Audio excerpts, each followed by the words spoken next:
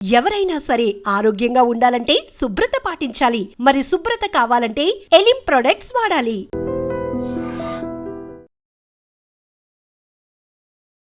నేనంటాను sinus problem వచ్చిన adenoids ఉన్న టాన్సిల్స్ అయినా వెరీ సింపుల్. న్యాచురోపతిలో జలనేతి సూత్రనేతి అంటారు. సో వెరీ ఒక చిన్న పాట్ ఉంటుంది. సో మనం తులసి వాటర్ కానీ సాల్ట్ వాటర్ కానీ ఏదో ఒకటి తీసుకొని ఈ ముక్కులు వేస్తే ఈ ముక్కులు వస్తాయి, ఈ ముక్కులు వేస్తే ముక్కులు. ఆ ఫ్లమ్ అనేది అసలు ఉండదు మనకి. మేము జనరల్గా అట్లా వేసుకున్నాం సార్. చాలా ఈజీ. అది ప్రాక్టీస్ ఉండాలి బాగా. లేదు కొద్దిగా ప్రాక్టీస్ లేకుండా చేసుకున్నారు అనుకోండి, కొద్ది వాటర్ స్ట్రక్ అయిపోయి కళ్ళు తిరుగుతూ ఉంటాయి. ఆ రోజంతా హెడ్ హెవీగా అనిపిస్తుంది. సో బాగా ప్రాక్టీస్ ఉండే చోట మనకి చాలా యోగా సెంటర్స్లో చేస్తుంటారు. నేతి న్యాచురోపతి హాస్పిటల్ అన్ని చోట్ల చేస్తుంటారు నేతి. ఆ నేతి పాటును మనం వాటర్ వేసుకుని ఇట్లా క్లీన్ చేసుకుంటే ఈ లోపల ఉన్న ఫ్లష్ అంతా అనుకోండి. అసలు నేను ముక్కుని ఇంటి ద్వారం అంట. ఇప్పుడు ఇంటి ద్వారం మనం చూసే ఇల్లు ఎంత క్లీన్గా ఉందో చెప్పగలుగుతాం. అదే నోస్ క్లీన్గా ఉంటేనే కదా. నోస్ ప్రాపర్గా ఆక్సిజన్ తీసుకెళ్తుంది, కార్బన్ డైఆక్సైడ్ వదులుతుంది. ఆ ద్వారం కరెక్ట్గా ఉండాలి, ఆ హోల్ బాగా ఉండాలంట. సో ఈ సైనస్ ప్రాబ్లం ఉండే వాళ్ళకి ప్రాపర్ బ్రీత్ తీసుకోలేరు, బ్రీత్ వదలలేరు. సో దానివల్ల ఏమవుతుందంటే ఇరిటేషన్ ఎక్కువ, కోపము, చిరాకు, తలంతా దిమ్ముగా అనిపిస్తుంది, ఏ పని మీద ఫోకస్ చేయలేదు. నాకు కూడా జలుబు చేసింది, తలంతా దిమ్ముగా ఉంది, దిమ్ముగా ఉంటుంది. అదొక ఏదో ఒక 2-3 కేజీల హెవీనెస్ అంతా తల్లో ఉన్నట్టే ఉంటుంది. Because of nose block. మనం మోర్ ఆక్సిజన్ తీసుకోవాలి, మోర్ కార్బన్ డైఆక్సైడ్ రిలీజ్ చేయాలి. ఇది ప్రాపర్. ఇక్కడే బ్లాక్ ఉంది, మ్యూకస్ అంతా అక్యుములేట్ అయిపోయిందంటే కష్టం. ఆ జలనేతి సూత్రనేతి కూడా చాలా మంది అలా చేసేసుకుంటుంటారు. అలా కాకుండా కొద్ది కర్పూరం కలిపేసుకొని నువ్వుల నూనెలో కానీ కొబ్బరి నూనెలో కానీ నోస్ దగ్గర మంచిగా మసాజ్ చేసుకోవాలి. మసాజ్ చేసి జస్ట్ 30 సెకండ్స్ స్టీమ్ పట్టండి. ఫస్ట్ మసాజ్ అయ్యాక స్టీమ్ పడితే అప్పుడు నేతి చేయించుకోండి. ఒక్క నేతియే మొత్తం ఫ్లష్ తీసేస్తుంది. అది ఇప్పుడు chronic sinus leads to tonsils అని, అడినాయిడ్స్ అని, మొత్తం ఇరిటేటెడ్గా మనకి ఈసోఫెగస్ అంతా ఇరిటేటెడ్గా, గ్యాస్ట్రిక్ ప్రాబ్లం కూడా రావడానికి కారణం నోస్ బ్లాక్సే. కాబట్టి జలనేతి సూత్రనేతి అల్టిమేట్ ప్రక్రియలు అవి. దాంతోపాటు ప్రాణాయామ. మీరు జలనేతి సూత్రనేతికి వెళ్ళే ముందు ఫస్ట్ ప్రాణాయామ ప్రాక్టీస్ చేయండి.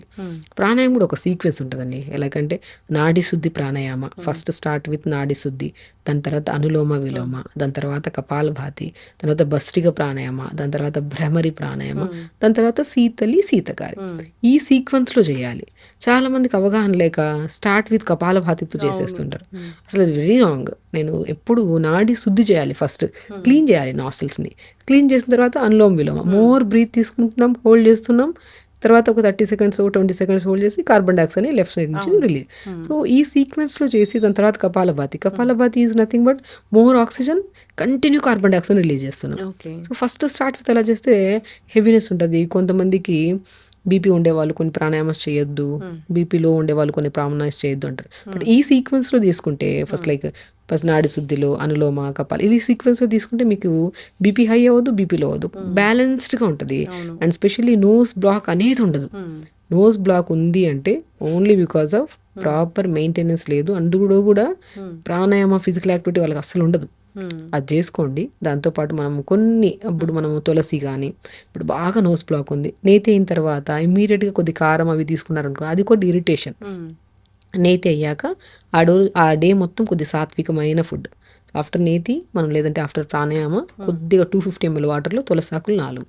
మోర్ ఆక్సిజన్ అండి తులసి గురించి కోవిడ్ టైంలో అందరికీ ఫేమస్. అసలు తులసి వేసుకుంటే మనకు కోవిడ్ రాదు, అంత ప్రాముఖ్యత ఉంది తులసిలో. 4-5 తులసి ఆకులు, పుదీనాకులు 4-5, చిన్న అల్లం ముక్క దంచేసుకొని, దానిమ్మ ఆకుల్లో కూడా మోర్ ఇన్ఫ్లమేటరీ అంటే యాంటీ ఇన్ఫ్లమేటరీగా పనిచేస్తుంది. చాలామందికి మనం వీడియోస్లో చెప్తుంటాం, దానిమ్మ ఆకుల్ని బాగా కోల్డ్ ఉన్నా, సైనస్ ప్రాబ్లం ఉన్నా, అడినాయిడ్స్ ఉన్నా జస్ట్ 4-5 ఆకులు నీళ్ళలేసి తులసి, పుదీనా, చిన్న అల్లం ముక్కేసి లైట్గా మరిగించుకోండి ఒక 1 minute. ఒక పొంగు వచ్చాక స్టవ్ ఆపేసి ఫిల్టర్ చేసుకొని తాగండి. మార్నింగ్ ప్రాణాయామ తర్వాత ఈ కషాయం ప్రతిరోజు తాగండి. లైక్ ప్రాబ్లం అనేది మీకు వితిన్ 15 to 20 daysలో మీకు అసలు ఇది రెగ్యులర్, లైక్ 1 day చేసిన వెంటనే రిలీఫ్ ఉంటుంది. బాగా ఉందని వదిలేయకుండా 15 to 20 days రెగ్యులర్గా తాగండి. దానివల్ల గ్యాస్ట్రిక్ ఇష్యూ ఉండదు, నోస్ బ్లాక్ ఉండదు. అసలు స్పెషల్లీ మైగ్రేన్ ఉన్నా, హెడ్ఏక్ ఉన్నా కూడా అద్భుతంగా పనిచేస్తుంది. దానిమ్మాకులు, తులసి, పుదీనా, చిన్న అల్లం ముక్క 4 కూడా more anti inflammatory, anti bacterial, anti వైరల్గా పనిచేస్తుంది. ఇప్పుడు మనం ఇంత పొల్యూషన్లో తిరుగుతూ ఉన్నాము, ఏది తీసుకుంటున్నాము కానీ ఏది వదులుతున్నాము కూడా తెలియదు, అంతా పొల్యూటెడే. అట్లీస్ట్ అలాంటప్పుడు మనం కొన్ని హెల్దీ హ్యాబిట్స్లో మార్నింగ్ లేచి ప్రాణాయామం చేసుకోవడం, దాని తర్వాత ఈ కషాయం తీసుకోవడము, దాని తర్వాత ఫుడ్ హ్యాబిట్స్లో కూడా అండి చాలా మందికి సైనస్ ప్రాబ్లం ఉండే వాళ్ళు కొంతమందికి మిల్క్ పడవు. ఇది జనరల్గా మాట్లాడుతున్నాం కాబట్టి ఒక్కొక్కరికి ఒక్కో టైప్ ఆఫ్ సైనస్ ఉండొచ్చు. సైనస్లో కూడా 4 టైప్స్ ఆఫ్ సైనస్లు ఉంటాయి. సైనస్ అంటే ఒకటే టైప్ సైనస్ అనుకుంటారు. సైనస్లో కూడా ఫ్రాంటల్ సైనస్ అని, ఎథిమాయిడల్ సైనస్ అని, మ్యాక్సిలరీ సైనస్ అని, స్పీనాయిడల్ సైనస్ ఉంటుంది. ఒక్కొక్క టైప్ ఆఫ్ సైనస్లో ఒక్కొక్క సిమ్టమ్ ఉంటుంది. ఓకే. సో మనము ఆ సైనస్లో ఒక్కొక్కరికి ఇప్పుడు ఈ సైనస్ ఉంది అనుకోండి, మ్యాక్సిలరీ సైనస్ ఉంది, వాళ్ళకి కొన్ని పడవు. అలాగే ఇండివిజువల్గా మనం చెప్పలేం, కానీ జనరల్గా మాట్లాడుకుంటే మాత్రం కొంతమందికి మిల్క్ పడవు, కొంతమందికి సిట్రస్ ఫుడ్లు పడవు, కొంతమందికి వైట్ రైస్ పడదు, కొంతమందికి ఆవాలు పడవు. అది డిపెండ్స్ అపాన్ మనం ఇండివిజువల్గా తీసుకోవచ్చు ఆ కేసుని. బట్ జనరల్గా అయితే సైనస్ ప్రాబ్లం ఉన్నప్పుడు కొన్ని పులుపులు మిల్క్ ప్రోడక్ట్స్ కొంత ఆల్మోస్ట్ 70% జనాలకు పడవు. అలాంటప్పుడు మనకి స్వతహాగా మన బాడీ గురించి మనకు తెలుసు కాబట్టి అవి కొన్ని రోజులు అవాయిడ్ చేసి మ్యాక్సిమం మార్నింగ్ పూట బార్లీ పిండి, జొన్న పిండి, మనం రాజగిరా పౌడర్ అంటారు, తోటకూర విత్తనాలు, అవి మూడుటిని కలిపేసుకొని మంచిగా జావ చేసుకోండి. ఆ జావలో కూడా కొద్దిగా pumpkin seeds, watermelon seeds, sunflower seeds అన్నీ కలుపుకొని జావ, మోర్ న్యూట్రిషన్ కదా. ఈ కషాయం తాగిన 40 minutes తర్వాత మంచి జావ.